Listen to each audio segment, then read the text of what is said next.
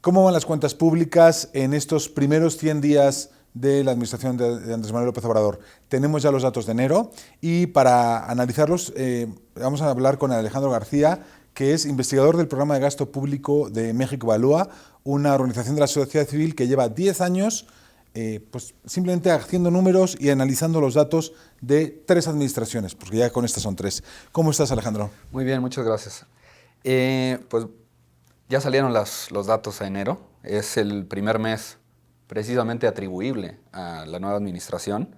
Y lo que hicimos fue un balance de estar viendo cómo funcionaron los datos. De manera general, el balance del sector público fue negativo. Esto quiere decir que Pemex y CFE influyeron de tal manera que el balance cayó a menos 40. ¿A qué llamamos balance? Porque para que no entienda bien la audiencia, De acuerdo. ¿que gastó más de lo que ingresó? Precisamente, gastó 42 mil millones de pesos más de lo que tenía. Entonces, esto quiere decir que tuvo que endeudarse, ¿no? Entonces, durante el primer mes ya hubo un endeudamiento.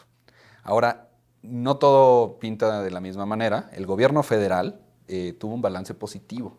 Entonces, esto quiere decir que... ¿Qué diferencia hay entre las dos cosas? Esto quiere decir que el sector público no solo está compuesto por Pemex, CFE, también tenemos al gobierno federal, tenemos y a las entidades de control presupuestario directo, que son el IMSS y el ISSSTE. Entonces, todo este paquete es el sector público. Una vez que revisamos el todo, vemos que fue negativo el balance. Pero cuando revisamos específicamente al gobierno federal, vemos que fue positivo. Y ahí es donde enfocamos nuestro análisis para revisar qué fue lo que pasó con el gobierno federal, que es donde directamente la administración tiene una influencia. Entonces vimos que los ingresos totales del gobierno federal fueron mayores a los del año anterior. Esto aproximadamente un 4% real. Entonces, esto contrasta con las noticias de que la recaudación por IVA se redujo 12% real, ¿no? Porque al mismo tiempo que esto estaba sucediendo, los ingresos por ISR, IEPS gasolinas y petroleros del gobierno federal se incrementaron respecto al año anterior. Entonces, el gobierno federal tuvo mayores ingresos, pero su gasto no se redujo en la misma proporción. Entonces, tuvo un pequeño balance positivo. Entonces, al mismo tiempo que estos ingresos fueron mayores, el gasto se redujo. Tuvimos todos los recortes en las secretarías. Todos los recortes que se estuvieron anunciando y se estuvieron anunciando con bombos. Son reales, el ahorro sí está existiendo. Parecería ser que cuando uno revisa más a fondo este ahorro o estos recortes que se hicieron respecto al año anterior, no son de todo en sectores que nos gustarían verlos. Okay. Por ejemplo, nosotros vimos que los recortes más fuertes se dieron en el sector de educación, en CONACYT y en la Secretaría de Educación. Esos son los más, en enero específicamente fueron los más fuertes. En enero respecto al año anterior, el mismo enero del año anterior, ¿no? Entonces, educación, salud y el más fuerte y el más importante fueron en el ramo que se le llaman adeudos de ejercicios fiscales anteriores. Entonces, esta situación de que el balance del gobierno federal sea positiva probablemente no dure mucho, debido a que este ramo específico que se llaman adeudos de ejercicios fiscales anteriores, o bien llamado ADEFAS, lo que va a suceder es que van a tener que hacer esos pagos. Y entonces esos pagos que se tenían que hacer de años anteriores, de hay que hacerlos, de aquí a diciembre tienen que estar, porque si no hay o alguien quiebra o alguien no recibe su impuesto o lo que sea, ¿no? Precisamente, entonces se van a tener que hacer. Entonces esta situación del balance positivo del gobierno posiblemente se vea comprometido, ¿no? ¿Cómo ves la tendencia? ¿Hacia dónde ves? Porque esto es un primer mes, o sea, llegaron el 1 de diciembre, tuvieron un mes para agarrar, a ver cómo están las chivas y tal aquí, y en enero empiezan a recortar. Digo, ¿cómo ves esto en la tendencia? Esa tendencia posiblemente se revierta también, porque estábamos hablando que Pemex y CFE impulsaron el balance a la parte negativa, ¿no? Y todo esto fue porque Pemex presentó unos ingresos negativos. Esto quiere decir que tuvo pues, un tema ahí interesante y que vale la pena revisar. Pero seguramente esto se va a revertir. Ingresos no, digamos resultados, ¿no? Fueron unos resultados negativos, entonces, que empujaron el balance a un déficit, ¿no? Entonces, esto muy probablemente se va a modificar debido a que el gobierno federal está haciendo inversiones en Pemex y en CFE.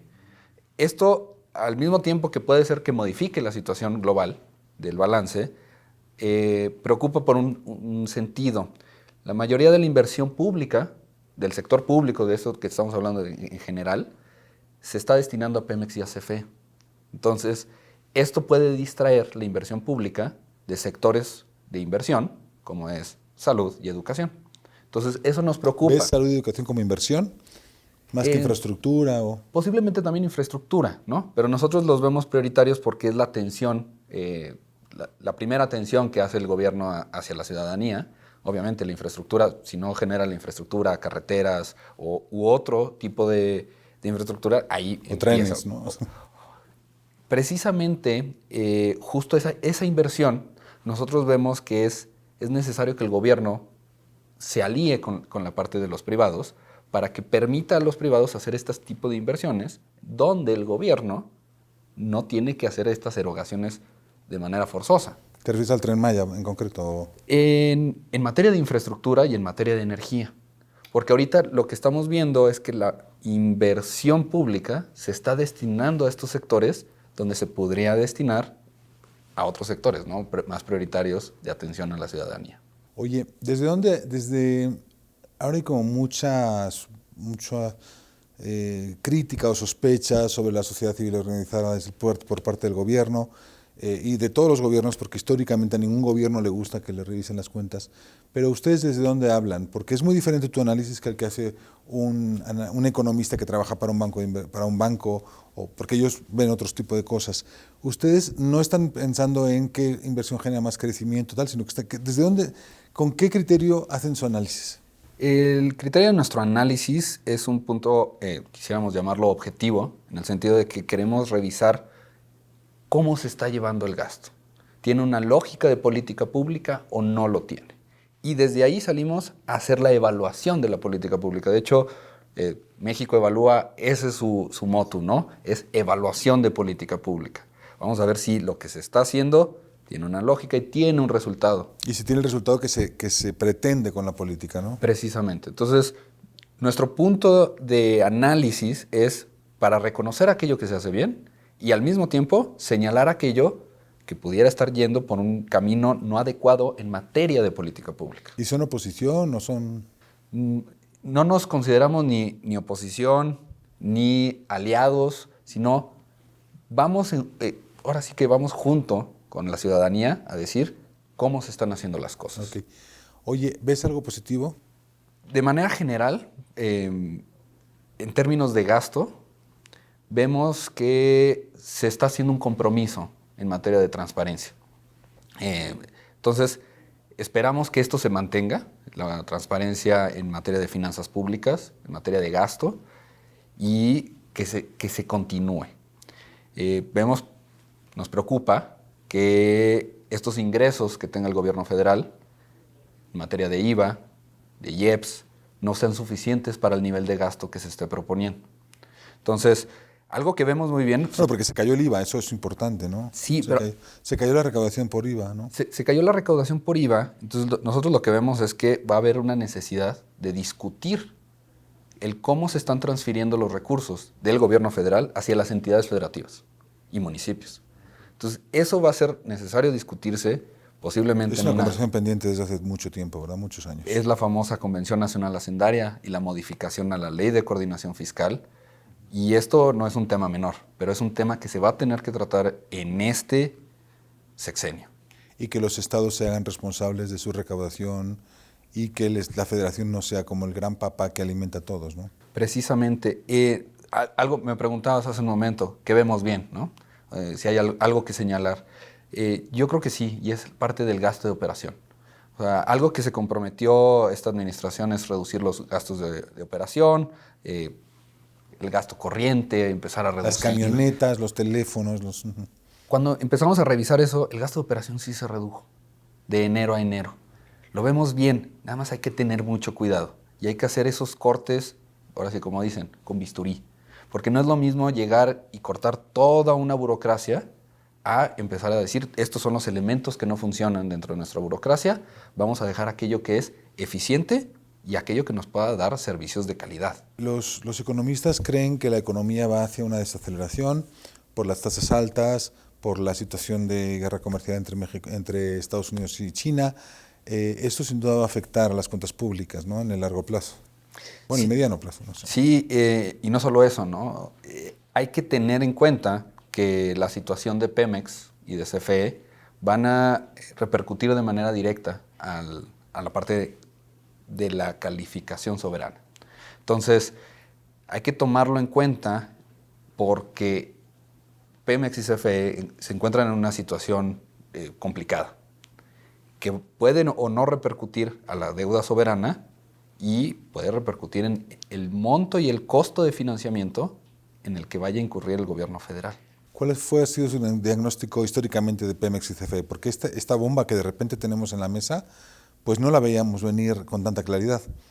¿Qué ha detonado esa...? Nosotros, incluso desde 2015, venimos haciendo un análisis cuando se estaba en discusión la reforma energética y ya se venía diciendo, ¿no?, que Pemex y CFE tenían mucho personal y poca productividad. No es nuevo, y tampoco el tema de que las pensiones y jubilaciones de Pemex y CFE son elevadas. Entonces, hay que tener en cuenta que no todo es blanco y negro en esta situación de Pemex y CFE, sino que pues, ahora sí que vamos a tener que analizar a la empresa, voltearla de cabeza y decir qué es lo que sí funciona y qué es lo que no. Y no solo son los activos y la parte financiera, sino hay que tener en cuenta que estas empresas, que son empresas productivas del Estado actualmente, tiene que buscarse la gobernanza y lo que está sucediendo dentro de las empresas. El buen gobierno, digamos. El buen gobierno. Porque si no tenemos un gobierno corporativo para la buena toma de decisiones, de inversión, de cómo se va a gastar, en qué se va a gastar, cómo se va a aliar con otras empresas, vamos a empezar a presentar problemas, ¿no? Si no es una decisión de la empresa, sino es una decisión del gobierno, ¿no? Hacer una referencia, o sea, quizá debería ser una responsabilidad de la dirección de la empresa, dónde invierte y qué invierte, ¿no? Precisamente justo la reforma energética le permitía eso a Pemex, tener un consejo, tomar las decisiones. De hecho, acabamos de publicar en México Evalúa justo esta parte del consejo, cómo estaba la gobernanza dentro de Pemex y de CFE, y creo que vale la pena retomarlo y decir, necesitamos un gobierno corporativo para la buena toma de decisiones. Este gobierno, la administración del presidente Andrés Manuel López Obrador, acaba de entrar. Es muy común que entren y hay una curva de aprendizaje muy larga que nos cuesta mucho como sociedad, pero bueno, es parte de lo que es histórico, ¿no? ¿Crees que que estamos en ese momento y que esto va a corregirse? Históricamente, en México todas las transiciones han presentado que sus primeros meses, incluso los primeros años, son complicados. Nosotros creemos, desde México Evalúa y la mayor parte de la gente coincide en que tenemos que parar eso. Ya no tiene que estar sucediendo que cada sexenio tengamos esa curva de aprendizaje. Necesitamos servidores de carrera. Necesitamos que la gente y el expertise se quede dentro de las instituciones. Entonces, ahorita la nueva administración trae una idea de hacer una limpia sobre muchas instituciones que estaban funcionando bien o que algunas que tenían algunos, por así llamarlo, señalamientos de que no funcionaban. Entonces hay que proteger las instituciones en este país para que esta curva de aprendizaje ya no tenga que estar sucediendo todos los sexenios. Porque esto se repite a nivel estatal y a nivel local. Entonces necesitamos fortalecer a nuestros servidores públicos para que ellos se sientan también en confianza de decir, yo estoy haciendo mi trabajo, lo voy a hacer bien y adelante, ¿no? Pues ojalá podamos cambiar esa manera de operar en el sector público que genera esos primeros años tan costosos y veamos pues un aprendizaje mucho más rápido. Alejandro, muchas gracias por acompañarnos. Aquí los esperamos en ADN. Soy Alberto Bello, editor en jefe de Grupo Expansión. Nos vemos lunes y jueves 6:45. Gracias por acompañarnos.